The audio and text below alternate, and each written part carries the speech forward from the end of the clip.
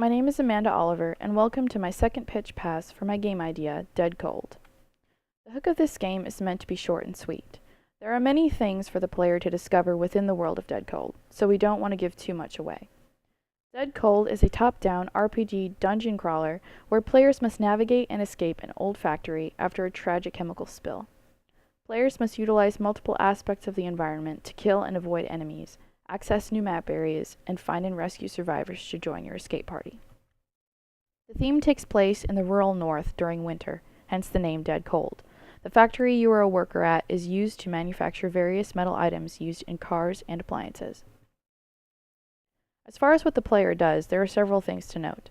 Players can examine items and interact with them in different ways. For example, you can combine items to create interesting tools and weapons, save them for later use, move objects to access new map areas, and save other survivors as well.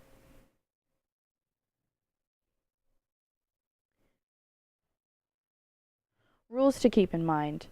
Basic movements are AWSD for directions and spacebar for jump.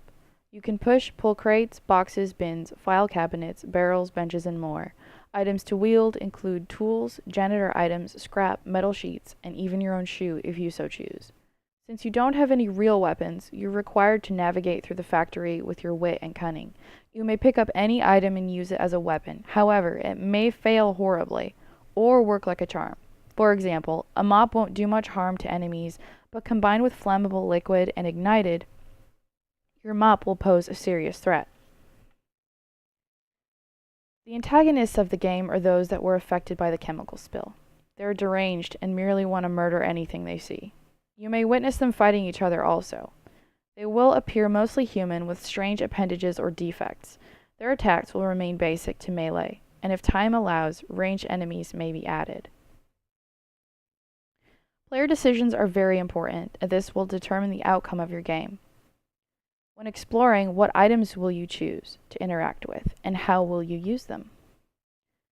Will you use the screen printing squeegee as a bludgeon, or will you choose the metal sheet instead? Where do you want to go? You can freely explore the map and attempt to access various rooms at your leisure. Some may require stacking or moving crates, or finding a key to unlock various doors, but you decide which way to go. For example, will you drive the forklift through the blockade of crates blocking your path to the receiving area, or will you attempt to break into the manager's office? What will you do when you encounter another survivor? You have the ability to choose whether the survivors join into your escape party or not.